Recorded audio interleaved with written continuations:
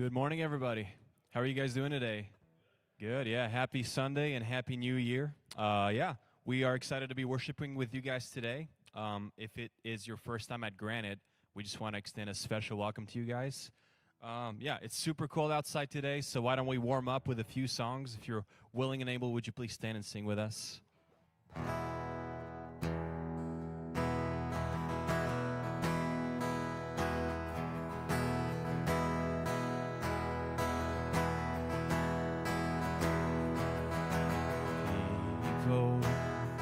Come together, strangers, neighbors, blood is one.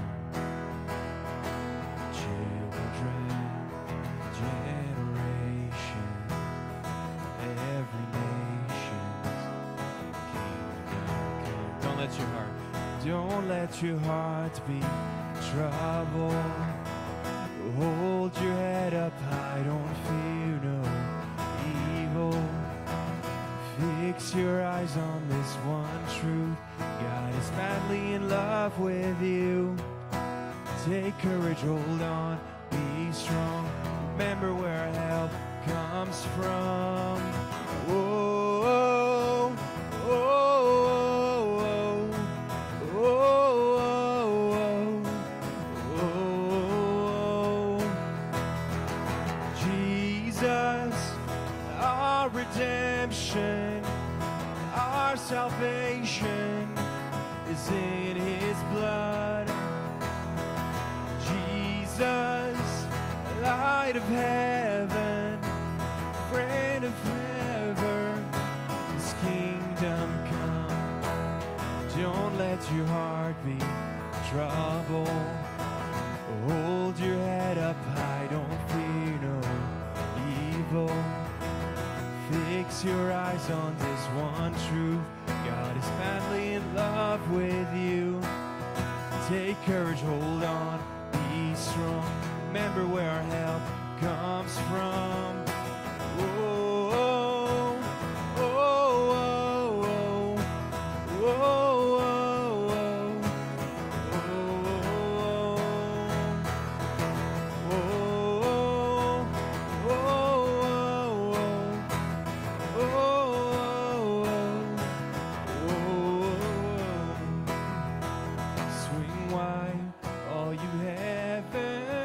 let the praise go up as the walls come down. All creation, everything with breath, repeat the sound. All His children, clean hands, pure heart, good grace, good God. His name is Jesus. Swing wide, all you heavens, let the praise go up as the walls come down. All creation, everything with breath, repeat the sound. All His children, clean hands, pure heart, good grace, good God. His name is Jesus. Whoa, oh, oh, oh, oh,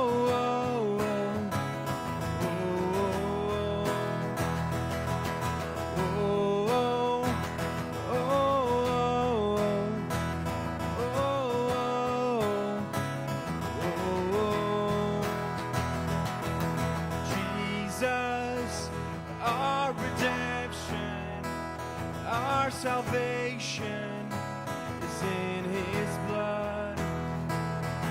Jesus, light of heaven, friend forever, His kingdom come.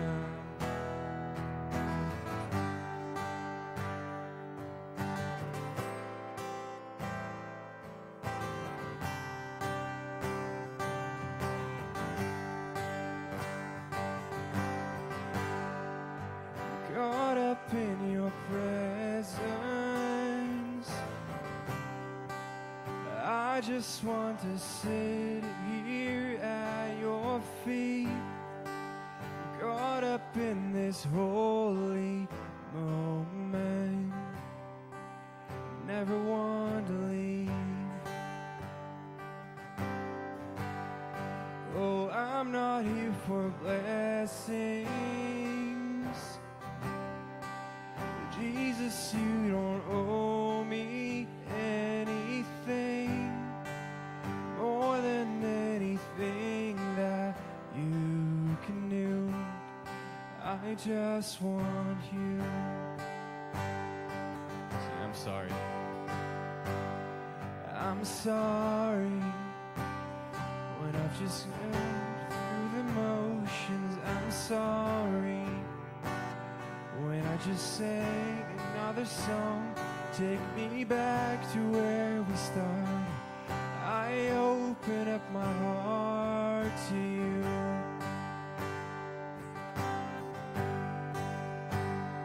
I'm sorry when I've come with my agenda. I'm sorry when I forgot that you're enough. Take me back to where we started. I open up my heart to you. I'm caught up in your presence. I just want to sit here at your feet, caught up in this holy moment. Never want to leave. Oh, I'm not here for blessings. Jesus, you don't owe me anything more than anything that you can do. I just want you. I just want you. Nothing else. Nothing else. Nothing else will do. I just want you. Nothing else. Nothing else. Nothing else will do. I just want you. Nothing else. Nothing else. Nothing else will do. I just want you. Nothing else. Nothing else. Nothing else will do. Caught up in your presence. I just want to sit here at your feet, caught up in this holy moment. Never want to leave. Oh, I'm not here for blessings. Jesus, you don't owe me anything more than anything that you can do. I just want you. You guys can grab a seat. Good morning. Hi, my name is Cy McMahon. I'm pastor here at Granite Church. I'm super glad that you're joining us here, whether you're here joining us in person or joining us online. Thank you for being with us. It's an honor to worship with you this morning. Just have a few announcements before we continue in worship. So when you walked in, hopefully you got a program, something that looks like this. If you didn't notice, we're starting a new series today. So if you're joining us for the first time, you're on the front end of a brand new series that we're kicking off. So that should be a ton of fun. Hey, some announcements that are in here that I want to draw your attention to. We have some small group opportunities that are coming up here with the beginning of the new year. So there's a financial group. It's called I Was Broke, Now I'm Not. Winning, #winning. But that group is it's great. It's in the idea of kind of getting out of debt and using your newfound financial freedom for the glory of the Lord. And so if you have if you're into the new things to kick off the new year, and your finances is one of the things you want to take a look at, that's a great group. It's going to be Sunday afternoons. Check out that. Also, I'll be leading a group called Real Life Discipleship Training. It's a 12-week group. It's a workbook. It is some work, but it's well worth it if you're looking to dive deeper into your own growth as a disciple who makes disciples. That's the idea that we're driving in there. There's a couple opportunities for you to join me for that. And then there's something we're going to be talking about here over the next few weeks. It's called faith walking. And faith walking is something that I've been doing over the last couple of years. And it's a commitment to our emotional health, emotional development with a spiritual bent to it. It's focused on Jesus, but growing in our emotional health. And so faith walking is an option in there as well. And so these are some great opportunities for you to step out and jump into something outside of a Sunday morning. And so if you're looking to get more involved, I would say there's two great ways to get involved here. One is to serve, join one of our serve teams, and the other is to get into a small group. And so a number of opportunities. You can let us know on your connector card, which, what a great transition. Okay, I thought it was good. That was really good. I mean, that's pretty much the best I got. Into the connector card, right here on the back. It's perforated. You can let us know that you were here. So we would love for everybody to fill out a connector card. Let us know that you joined us for worship today. If you're watching online, you are not off the hook. You can go to our website, frcgranite.com. At the very bottom, there's a link that says connector card. Click on there. Let us know that you were joining us. Give us your name, a phone number, an email, a snail mail, whatever you are comfortable giving us to let us know you were present. And then on the back, there is a place for you to share prayer requests. If there's something that we could be praying with you about in this season, we would love to be able to do that. A team of us looks through these every week, prays over these. It's just a great opportunity. If there's something you're celebrating, if you have any questions, that's a great place to put that. And then you can perforate this, cut that off just like that, throw that in the joy box. The joy boxes are the wooden boxes you're going to walk by on your way out of the auditorium this morning. So thank you for being with us. When we gather together for corporate worship, one of the things that we like to share is that you're welcome to worship however you feel most comfortable. So if that means remaining seated, then remain seated. You can worship sitting down. If you'd rather stand up and raise your arms, please stand up, raise your hands, wave them. If you want to dance in the aisles, dance in the aisles. If you want to kneel, kneel. However you best connect to the Lord in worship. We are a great place, a safe place for you to do that. So we're going to continue to sing together. So join us however you'd like to.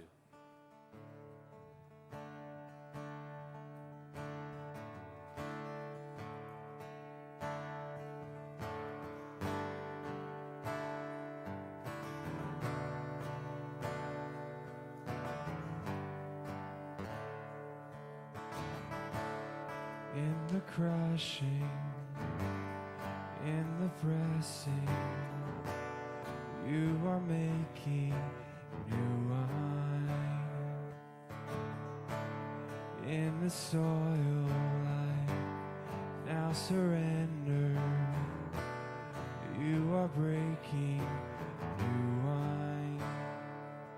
So I yield to you into your careful hand.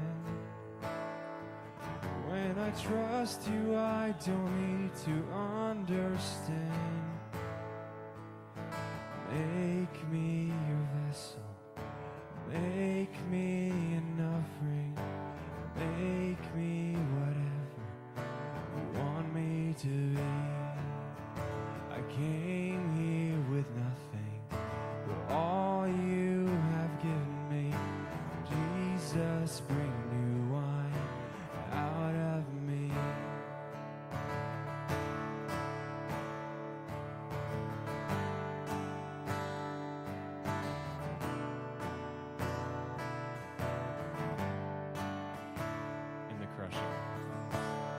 In the crushing, in the pressing, you are making new wine. In the soil I now surrender, You are breaking new ground. You are breaking new ground. Make me your vessel. Make me an offering. Make me whatever you want me to be. I came here with nothing, but all you have given me. Jesus, bring new wine out of me. Make me your vessel. Make me an offering. Make me whatever you want me to be. I came here with nothing, but all you have given me. Jesus, bring new wine out of me. Jesus, bring new wine out of me. Jesus, bring new wine out of me.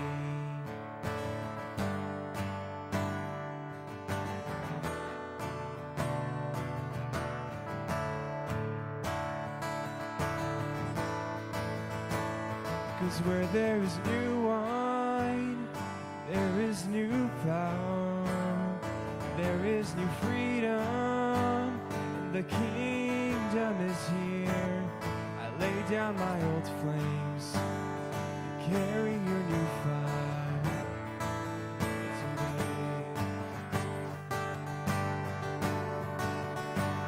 'Cause where there is new wine, there is new power, there is new freedom, and the kingdom is here. I lay down my old flames to carry your new fire today.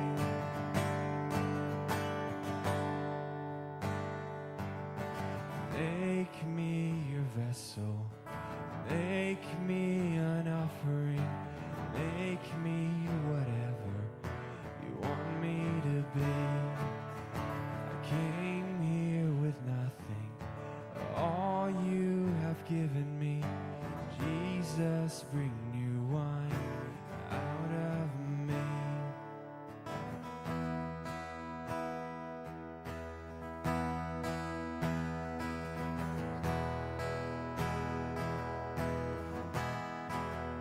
Hold me now in the hands that created the heavens. Find me now where the grace runs as deep as your scars. You pulled me from the clay, set me on a rock. You called me by your name, made my heart whole again. Lift it up, knees know it's all for your glory, that I might stand with more reasons to sing than to fear. You pull me from the clay, set me on a rock. Call me by your name, made my heart whole again. So here I stand. So here I stand, high and surrendered. I need you now. Hold my heart now and forever. My soul cries out. Once I was broken, you love my whole heart through. Sin has no hold on me. Grace holds me now. And that grace holds the ground where the grave did, where all my shame remains left for dead in your wake. You crashed those age-old gates, left no stone unturned. You stepped out of that grave, shouldered me all the way. So here I stand, high and surrendered. I need you now. Hold my heart now and forever. My soul cries out. Once I was broken, you love my whole heart through. Sin has no hold on me, 'cause your grace holds me now. Healed and forgiven, look where my chains are now. Death has no hold on me, 'cause your grace holds me now. And your grace holds me now. Your grace holds me now. Grace holds me now. Grace holds me now.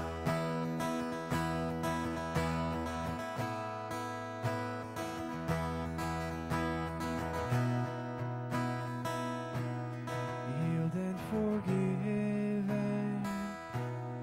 look where my chains are now. Death has no hold on me, 'cause your grace holds that ground. Your grace holds me now. Your grace holds me now. Your grace holds me now. Your grace holds me now.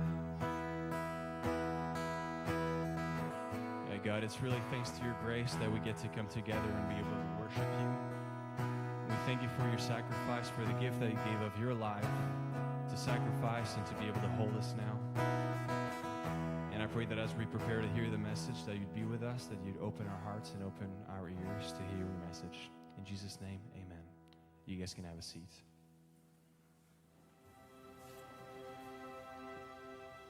Hearts can be rock solid.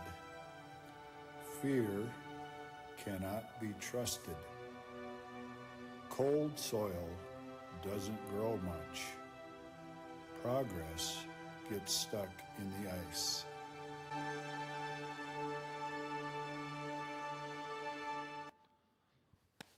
All right, well, we are kicking off a new series, and the series is called Frozen. And so I know what you're thinking.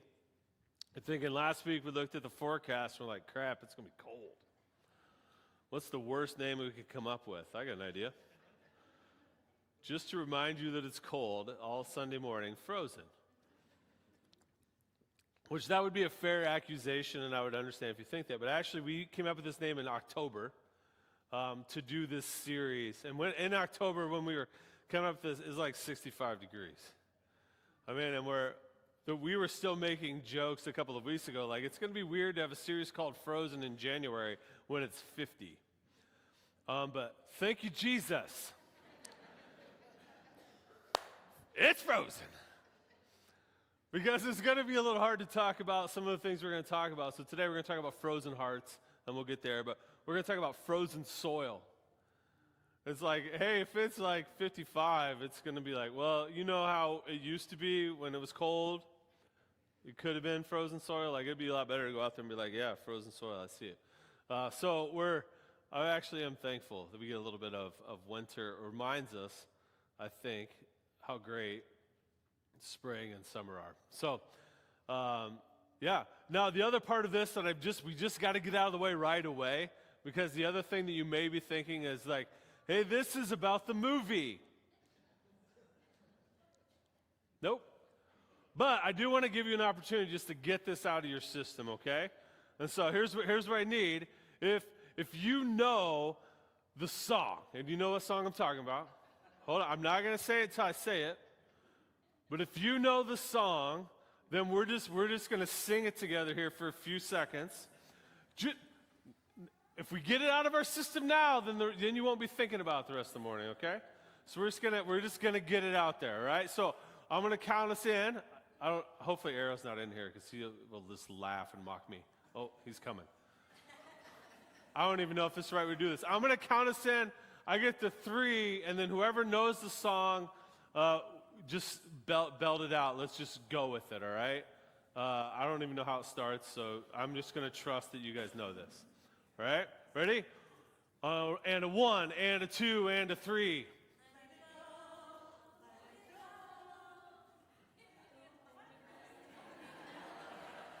That's how I thought that was going to go. I thought we are going to have some really strong, like, let it go, let it go. Somebody should know those words. No, I did actually, I looked into it. I'm like, hey, maybe we could play something from that. And then I've gotten 2 emails in the last 3 weeks from YouTube yelling at me, saying we're doing things wrong, which whatever. And so I was like, well, I'm going to at least look at the lyrics. So I look at the lyrics, and what I figured out, because I've seen the movie I've seen it once for sure, maybe a second time, I don't really remember, but I know I've seen it once. The movie is really interestingly about frozen hearts, which is what we're talking about this week. So sometimes we can have a frozen heart. And if you know the story of the movie, something happened to the one of the main characters, the main character who turns into the gal who can like create snowstorms and Olafs with her hands, and her name is? Well played. Didn't know Let It Go, but we know the names. All right, good. Just need to know what we're working with here. All right, so Elsa, something happened to her when she was a child, and in order to protect herself and others, she totally isolated herself. She isolated herself from even her sister. And she thought, right? If you know the story, Elsa thought what she was doing was the best thing for everybody involved. Now, when Elsa made this decision, or some might say when the decision was made for her, Elsa wasn't very old, right? She was young, maybe 8, 10 years old. Right? And so sometimes when something tragic or hurtful or painful happens to us, when we're 8, 10, or 12, we make a decision at that point, you know what? That's never going to happen again, and I'm going to do X, Y, and Z to make sure that that never happens again. I never want to put myself through that. I never want to put my family through that again. And so I'm going to do this. And for Elsa, it was totally isolate herself in her room. And for her family, it was to totally isolate their entire city from the rest of the world. Now, the intent was protection. And I think it's safe to say, and if I'm wrong, somebody can email me, si@granitechurch.cc. You can write that down. It's on the back of the program too. I mean, yell at me later. We pursue safety and security like it's the point of life. Let me say that again. We pursue safety and security like it's the point of life. To arrive safely at death.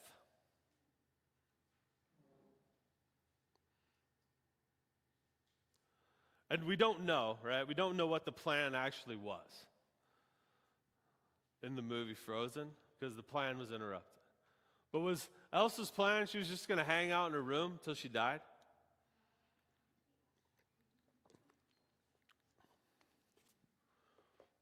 Because that's safe. And what she talked about and what happened to her was the decision she made, it had frozen her heart. She was emotionless. It was just so black and white.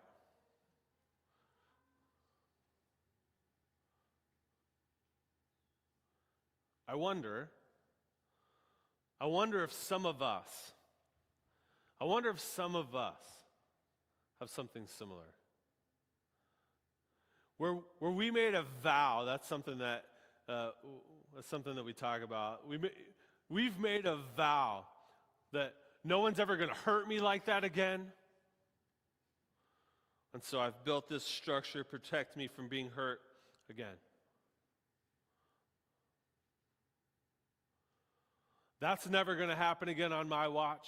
And so we've built a set of protections to make sure that that thing can't happen again. But what happens is it can start to build, it can start to build a case around our heart to where it's really hard for us to undo it. And we, not on purpose, but we push away the good.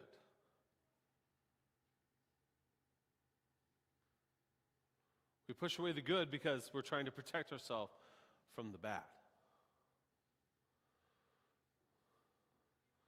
And that can lead to a hard heart or a frozen heart.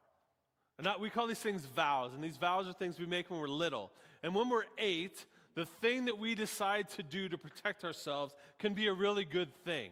And it's a really good thing for an 8-year-old to decide to do. But if you're 38, or 48, or 58, or 68, the vow you made as an 8-year-old is impacting you negatively now.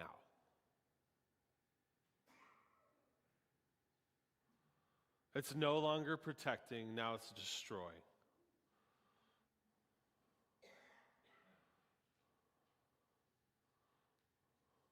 Now, I think there's two things. There's two things that can cause a frozen heart or a hard heart. And one are these vows we create to try to protect ourselves. And the other is this idea.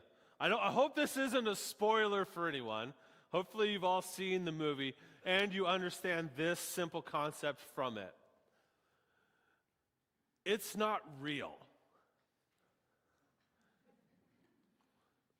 No one ran out crying. Okay, good. That's a win. We can just go home. Let me pray. It's not real. There is no place called, stay with me, people. Come on. There is no place called Arendelle. It doesn't exist, and this will be heartbreaking to some of you. Olaf isn't real.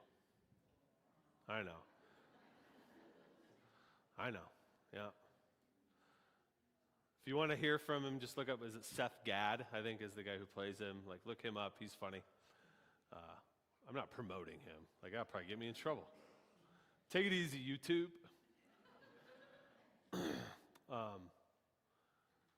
These things aren't real. They're a myth. It's a myth. It's a mythical story, and it's cute. And there's actually a really neat, if you can kind of listen through all the things that are going on, there's some really neat moral stories in there. I mean, if you're young and you're looking for love, there are not rock trolls that will help you with that. If that's what you're hoping for, let's talk. It's not real. It's a myth. And see, I wonder if some of us have gotten to a place where we live like sin is a myth.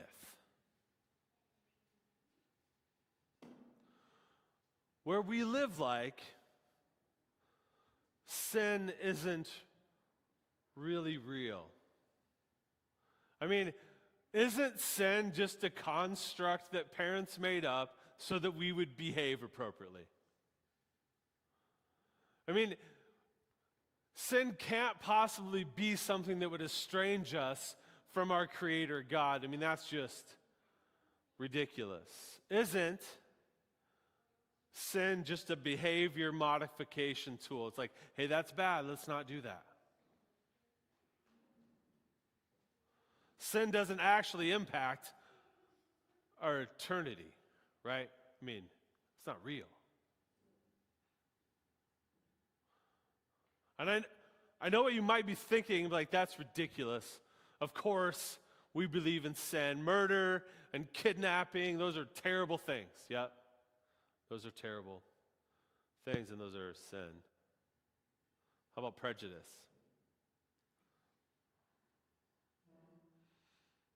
How about gossip? How about pornography?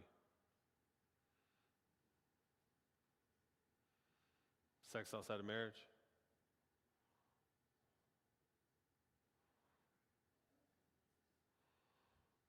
How about racism?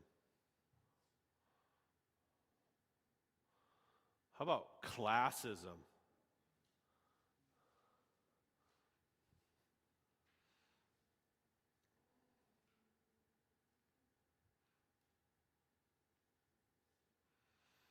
See, it's easy for us to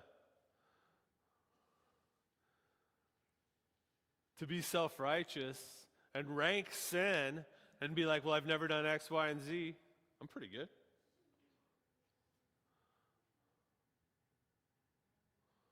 And for many of us, it's like, well, I've always lived a good life. I've been good. Okay, how good is good enough?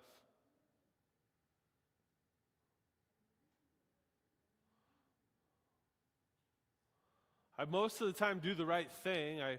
I follow the rules that have been set before me. Isn't that what this is all about? And see, then that's us picking and choosing what's okay and what's not okay. And then we're not leaving it up to God to establish what is sin, and then what's our relationship to that sin. And when we live this way, whatever our particular sin is, whatever our favorite sin is, we become numb to it. And if you're thinking, I don't have a favorite sin, you do.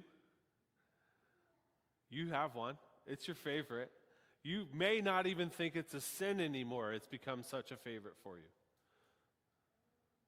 And we become numb to it. And actually what happens is our heart, instead of being appalled by sin in our life, our heart's like, yeah, it's not that bad. It's fine. It's okay.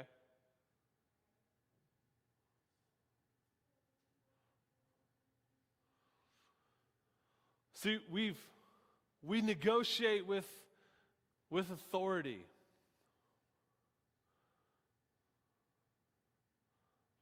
Now, if you're a parent, I'm sure your kids never do this because your kids are amazing. But occasionally at my house, what happens is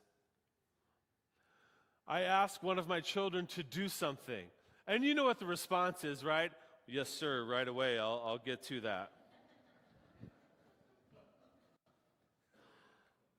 Nah. The response is, I don't want to. Why do I have to? What if I did it this way? It's like,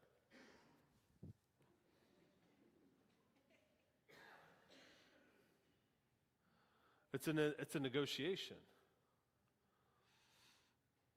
And it's cute and it's funny, except for we do the same thing with God.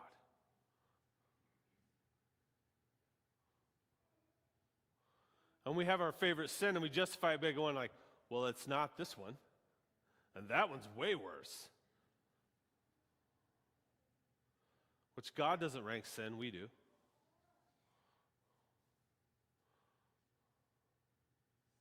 You could right now. If I asked you for a top 10 list of sins that you have heard of and rank them from worst to least worst, you'd be able to do it pretty quickly. God doesn't function that way. God hates sin. We have tended to live as if sin isn't real, as if it doesn't really matter, as if we can kind of do whatever we want, but we have a get out of hell free card at the end of the day and it's going to be fine.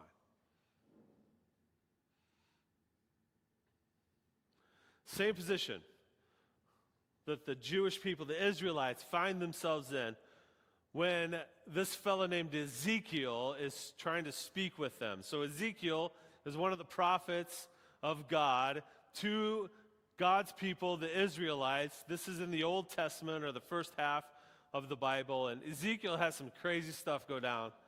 And we're going to get into some of that here next week, but it's an interesting read. If you're interested in be like, that's really in the Bible, Ezekiel is your place. All right, check that out. But we're going to be in Ezekiel chapter 36. Ezekiel chapter 36, starting in verse 22. And this is God talking, right, through the prophet Ezekiel. Therefore say to the Israelites, this is what the sovereign Lord says. It is not for your sake, people of Israel, that I'm going to do these things, but for the sake of my holy name, which you have profaned among the nations where you have gone. I will show you the holiness of my great name, which has been profaned among the nations, the name you have profaned among them. Then the nations will know that I am the Lord, declares the sovereign Lord, when I am proved holy through you before their eyes. For I will take you out of the nations. I will gather you from all the countries and bring you back into your own land. I will sprinkle clean water on you, and you will be clean. I will cleanse you from all your impurities and from all your idols. I will give you a new heart and put a new spirit in you. I will remove from you your heart of stone and give you a heart of flesh. And I will put my spirit in you and move you to follow my decrees and be careful to keep my laws. Then you will live in the land I gave your ancestors, and you will be my people, and I will be your God. I will save you from all your uncleanness. I will call for the grain and make it plentiful, and will not bring famine upon you. I will increase the fruit of the trees and the crops of the field, so that you will no longer suffer disgrace among the nations because of famine. Then you will remember your evil ways and wicked deeds, and you will loathe yourselves for your sins and detestable practices. I want you to know that I am not doing this for your sake, declares the sovereign Lord. Be ashamed and disgraced for your conduct, people of Israel.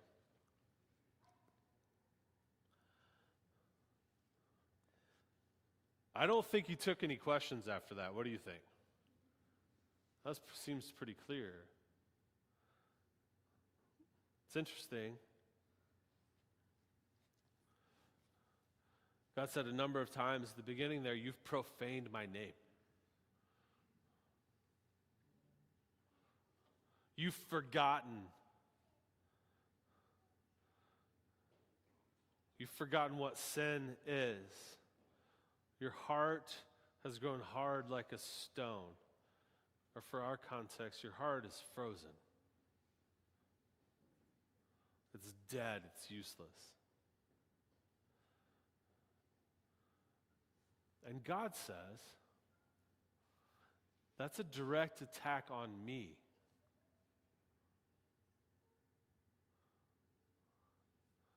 Now, for us, that might be a struggle for us to believe that. But the reality is that we relate in two ways, right? So we have relationships in two ways. We have a relationship like this between us and God, and then a relationship that goes horizontally, which is between us and any other humans. Right? And so this relationship,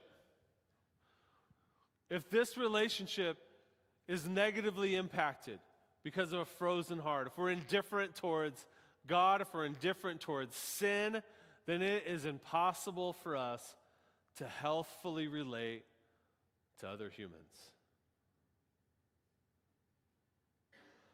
And God says,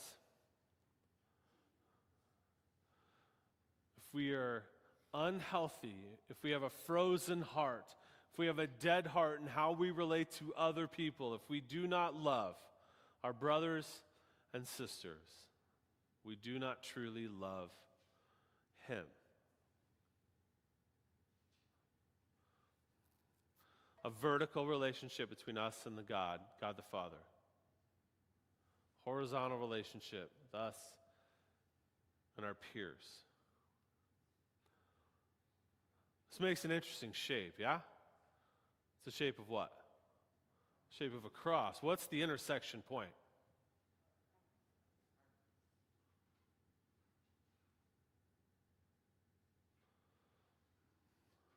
It's our heart.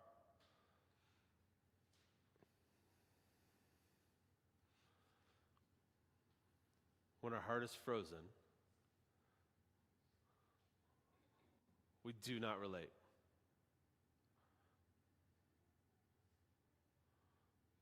We don't.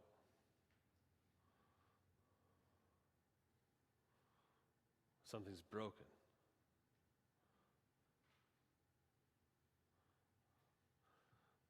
Last year was a hard year, yeah? For a lot of us, not very fun. Or memorable for all the wrong reasons. And when we experience something like that, what we can do is we can continue just to build more walls as we try to protect ourselves from something that we view as bad.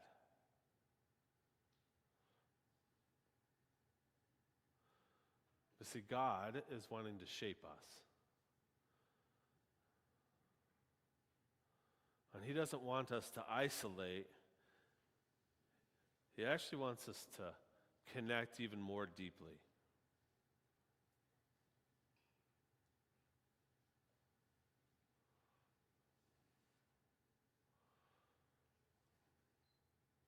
When it's hard, when it's the hardest, when it doesn't make sense, when we can't understand. We have options, but there's only one good one, and that's to pursue Him more. But that takes risk. We have to risk. Risk being hurt again. For me, it was always risk looking a fool. If I'm wrong about God, I will look foolish. And I don't want to look foolish.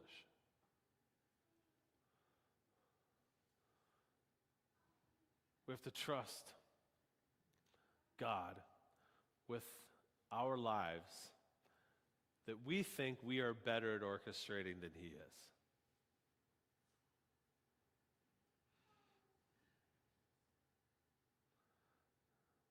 We do.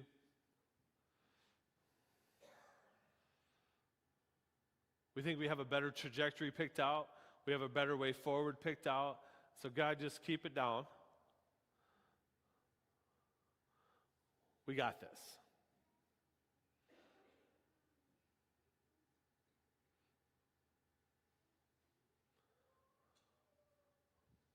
God wants our heart.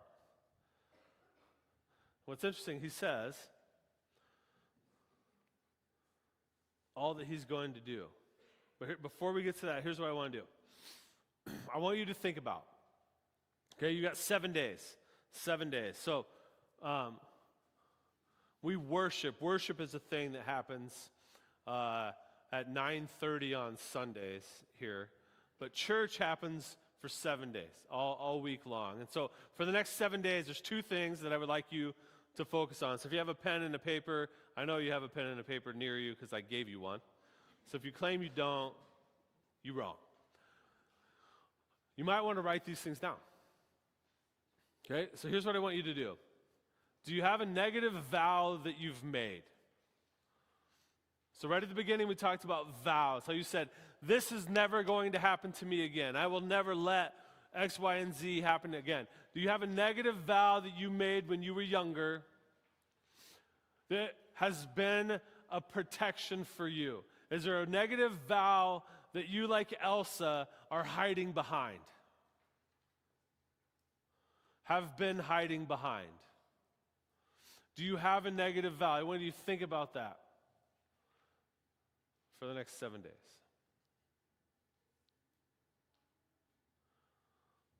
The other thing I want you to think about, what is the sin in your life that you have grown indifferent to?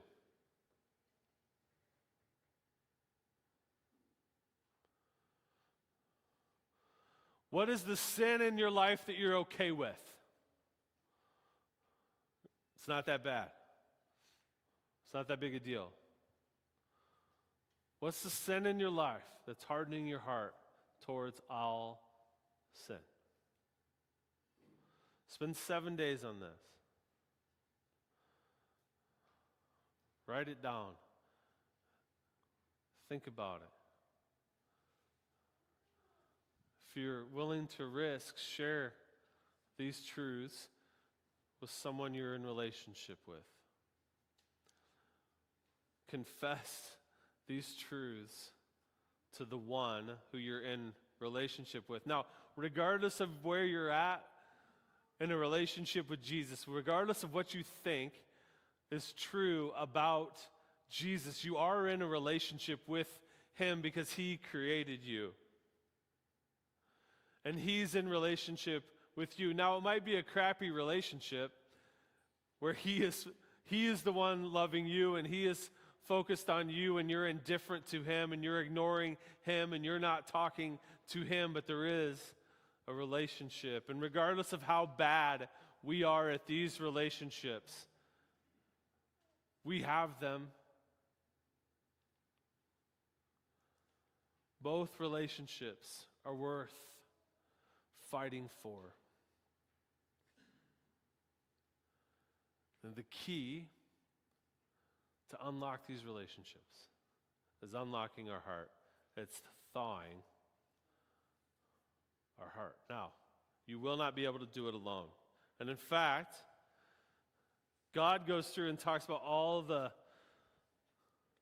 things he's going to do, right? So if you were to reread this, it's Ezekiel 36, 22 to 32. There are a dozen statements where God says, and I will. I will. I will. I will. Isn't that awesome?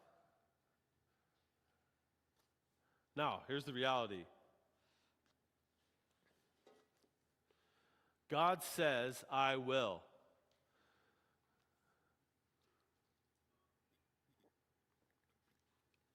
This was written during the exile, where the Israelites were out of Jerusalem, taken over by the Babylonians. And so God says, I will do these things. And he waited more than 30 years.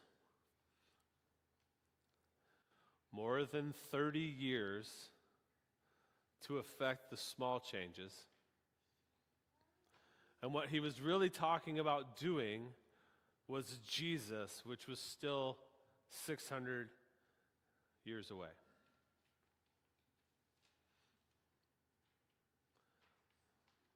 God will. He will. But it's his way, and it's his timing. God has a beautiful solution planned for how to thaw our hearts. And we're going to learn about that next week, right here, 9:30 a.m. Have a great week.